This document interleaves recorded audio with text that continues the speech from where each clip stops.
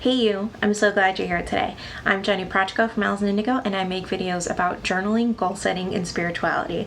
Today it's time for the May Plan With Me featuring the flower moon. In these videos I like to give you a little bit more information on the background of the name for the full moon of the month. So let's get into my journal and plan together.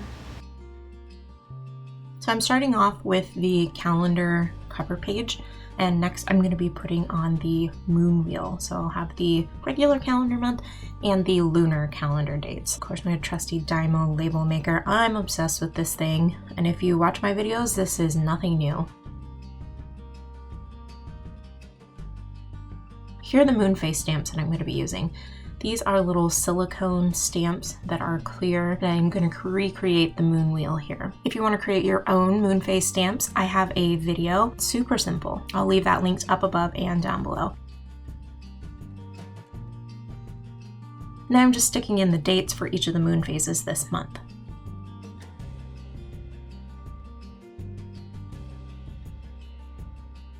Now I'm moving on to the flower moon painting. In the northern hemisphere, the flower moon is on the 26th this month, and in the southern hemisphere, it is the Beaver moon.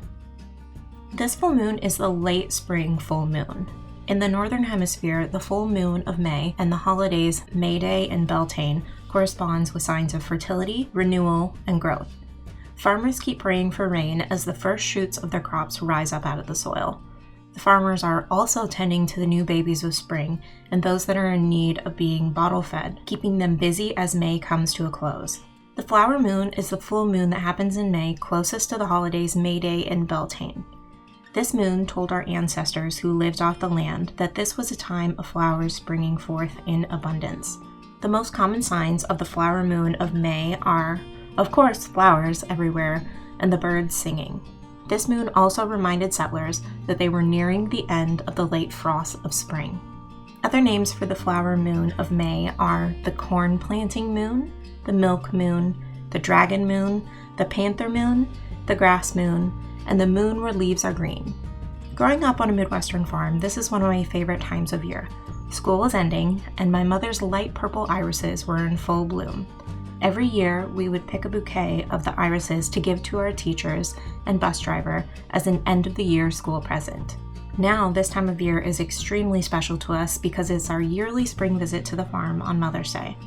It's also reassuring to see my mother's irises when we pull up to the farm. They're a signal that even though there is constant change, the sun will always rise and the flowers will eventually always bloom. To see the rest of the full moon names, check out the link down below in the description. Next, I'm moving on to the flowers of the flower moon painting that we have here. I have orange flowers, pink flowers, and yellow flowers. And by the end of this, they really started to look like marigolds. And my grandma on her farm always had marigolds leading up to the farmhouse. And so whenever I see them, I always have really fond memories of that farmhouse.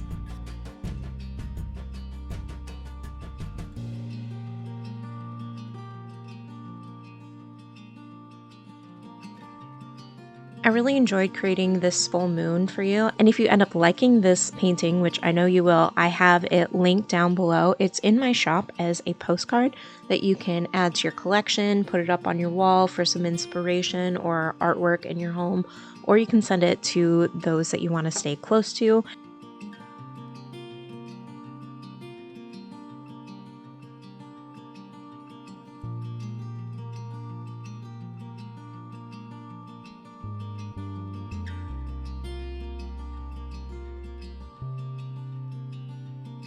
I'm just putting little itty-bitty leaves on top of those flower buds that aren't quite open yet. I feel like this gave my painting a little bit more depth and dimension and some variation, and I like how it turned out with the varying sizes of flowers and also the varying stages of flower growth and the buds being opened or closed.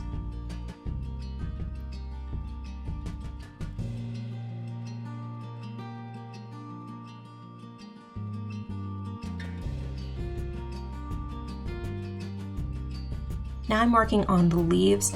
I didn't quite like how the leaves turned out at first, so I tried to do sort of a looser wildflower look to the leaves. I didn't want them to be perfect So these kind of remind me of ferns, but in real wildflowers. They have leaves, or at least some of the plants have leaves that are a little bit spikier and have more variation to them. So in this full moon painting, I've got some grass and I've got some of these very spiky, wild looking leaves. And I really love this. This reminds me of a field of wildflowers, and that was the look that I was going for.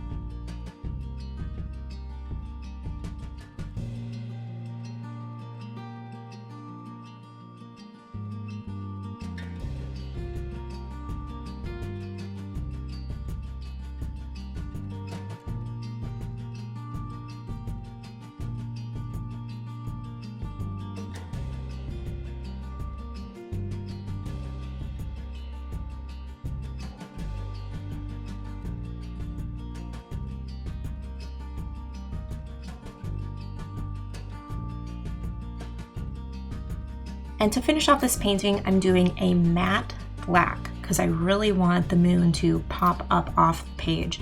And so I don't want the background to distract at all from it. So I'm going with an acrylic black matte paint for the background of the painting. This really allows for the full flower moon to pop off the page.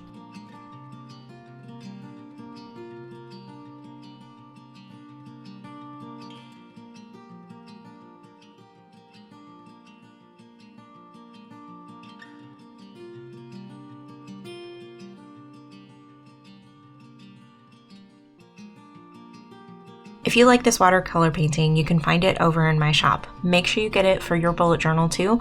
Get it to hang up on your wall for some inspiration, or send it to someone you love. At the end of the year, there's going to be an original full moon watercolor painting for each of the full moons, so make sure you grab all of them as the year goes on. There will be a new one every month with each bullet journal plan with me. The link is in the description.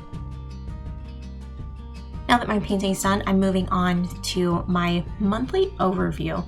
I like having a calendar in my bullet journal, and last month I was just in love with the way my simplified calendar turned out.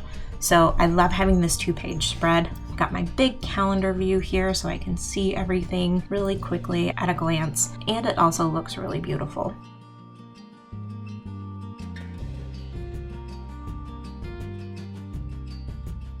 So on the right-hand side, I have a column for the priorities for each week, and then I'm writing down week 17, week 18, and so on. Now I'm using my clear silicone stamps to create little icons on the days of the month. First, I'm using a heart for our anniversary and a little wreath to go around that heart for Beltane. I use a wreath for each of the natural holidays, and I really like that little extra touch that it gives my journal. Next, I've got the moon phases for the month on the dates that they fall on, and I'm just filling in the dates of the calendar. So I don't add a number on the days that have an icon already. I just leave it as it is.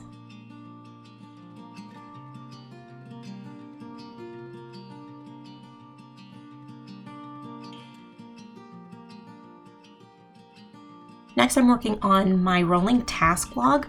I've flip-flopped this, I've done it on the right and the left, and I like both ways. It just depends on what I'm feeling. I have a header up here that has my tasks, the due date, and then I soft schedule the task on Monday, Tuesday, Wednesday, Thursday, or Friday. A little clock, an exclamation point, and these 2 little arrows are an indication that I need to move the task forward to the next month. So I'm super excited for this next piece.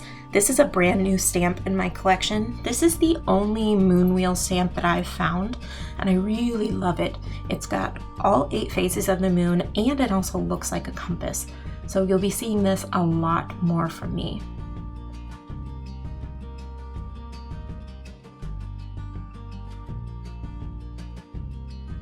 Next, I'm adding some washi tape to dress up the page a little bit, and I'm carrying that washi tape over into my weekly spreads as well, just for a touch of decoration to keep it super simple and quick to fill out. In the top left corner, I have a Dymo label of the week number, and then on the left column, I have design, tasks, and the best things that happened for the work week. Next, I'm putting a gold line underneath each of them. I use blue for my marketing business and purple for Owls and Indigo, and I'll write down my hours down below with those colored blocks throughout the week.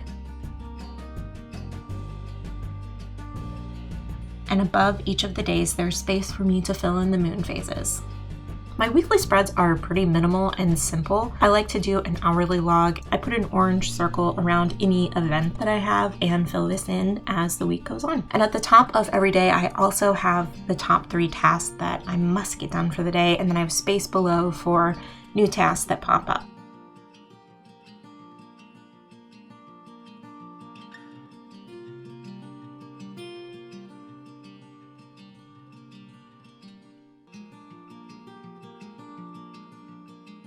Before we get into the final flip through, I want to share with you some extra journaling goodness.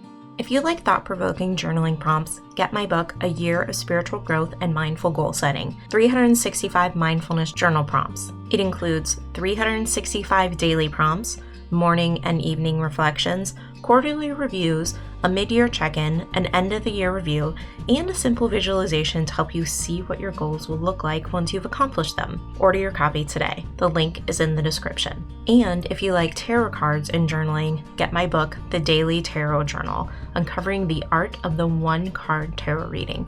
It includes 3 monthly overview spreads, 3 monthly tarot logs, daily journal pages with 8 writing prompts, and 3 end-of-the-month reviews. Order your copies of both journals today. The link is in the description.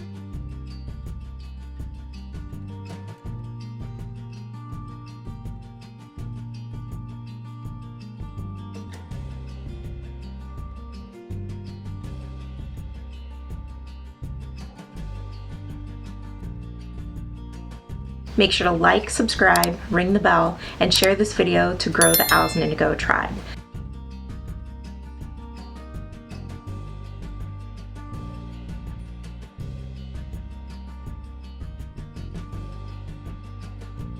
I'm so grateful that you chose to spend your time here with me today, and I will see you in the next one. Bye!